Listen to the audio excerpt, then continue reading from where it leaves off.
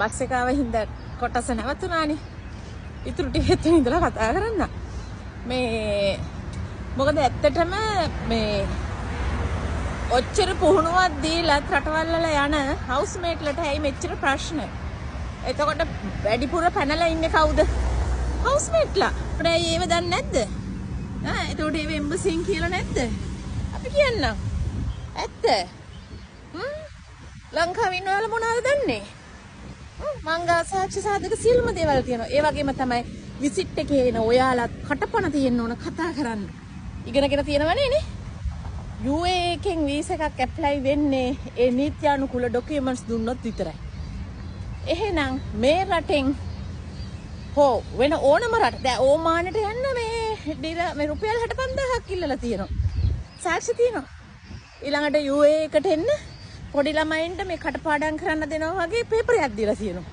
මේ විදිහට පාඩම් කරන්න මේ UAE එකට ඩිරාම් 3000ක ෂෝමානි පෙන්නලා ඇවිල්ලා යුරෝපියන් ගෑනු කෙනෙක් ඒක කරන්නේ. විස්තර සහිතව මම මේ කතා කරන්නේ.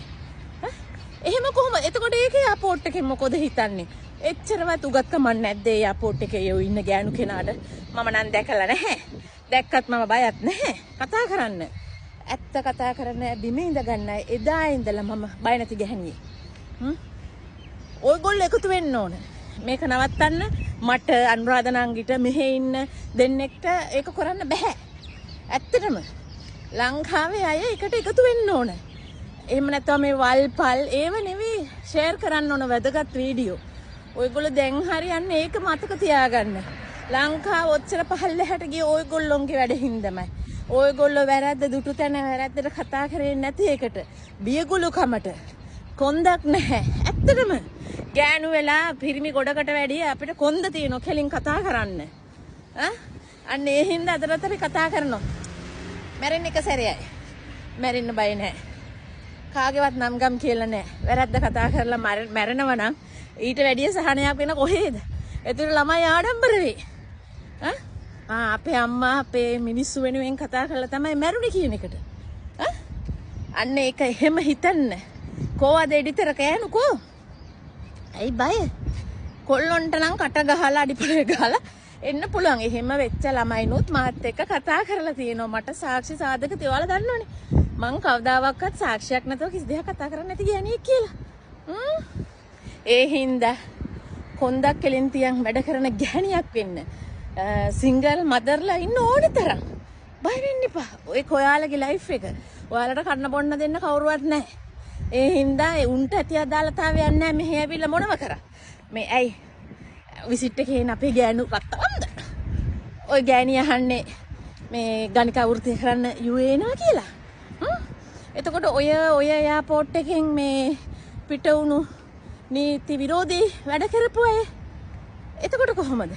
මේ නැවෙන්නේ නෙවෙයි ගියේ. ඔය ගුවන් තොටුපළෙන්මනේ ඔයගොල්ලෝ අපි එන ඔය ගුවන් තොටුපළෙන්මනේ පිට උනේනේ. එතකොට ඒගොල්ලොන්ට එක විදියයි. සල්ලි තියෙන එකාට එක විදියයි. සල්ලි නැති කෙනාට තව විදියකටයි. ඇයි එහෙම වෙන්නේ? එතන මොකක් හරි වැරද්දක් තියෙනවනේ. සිස්ටම් එක වෙනස් වෙලා නැහැ තාමනේ කියන්නේ. දැන් නැගිටින්න වෙලාව හරි. 20-25 භාගයක් ගිහිල්ලා ඉවරයි. ඔහොම වුණොත් ජීවිත කාලෙම කඹුර අර දේශපාලඥයටයි මේ දේශපාලඥයටයි මේ ගොට්ටල්ලල්ල කොන්දක් නැති જાතියක් බිහි කරනවා. රජයේ සේවයට හිස නමන්න ඕනේ. උන්ට වැටුපක් හම්බ වෙනවා. සීලුම දිරිදීම නායක උන්ට වැටුපක් හම්බ වෙන්නේ. උන් ඉගෙන ගත්තා නම් උන්ට රජයේ සේවයක් ලැබිලා තියෙන එකට වැටුපක් හම්බ වෙනවා. සේවයට සරිලන්න වැටුපක් ගෙවනවා. නිකන් මේ වැඩ කරන්නේ නැහැ නේ. අපි මේ දේවල් නිකන් ඔයාලට කරන්නේ. ඒතකොට මේවයි සේවයක් වෙන්නේ. උන් රැකියාවක් කරන්නේ. කොන්ද පණ තියන් කතා කරලා දැන් හරි. ඕව නවත්තන්න ලෑස්ති වෙන්න. සාමයිකම්. ඒ හින්දා ඔය විසිට් එකේ එන අය බය නැතුව කතා කරන්න පුරුදු වෙන්න. දැන් විසිට් එකේ ඇවිල්ලා පොත් කුරුටු ගන්න කවුද අයිතියක් දුන්නේ? ජාත්‍යන්තර පිළිගත් පාස්පෝර්ට් එක. එන්නේ ජාත්‍යන්තර ගුවන් තොටුපළකින්නේ. ඒකේ ඉන්නේ මොන්ටිසෝරි ළමයිද? අගයක් දන්නේ වටිනකමක් දන්නේ යන්න ආගමන විගමන දෙපාර්තමේන්තුවට ගිහිල්ලා පැමිණිලි කරන්න එන්න දුන්නති සියලු දෙනාම එකතු වෙන්න. යන්න. ගිහිල්ලා ප්‍රාදේශීය ලේකම්ලත් එක්ක කතා කරන්න, ඒවට කතා කරන්න, ඒවට ගිහිල්ලා කතා කරලා ඒ වැඩ ටික කරගන්න.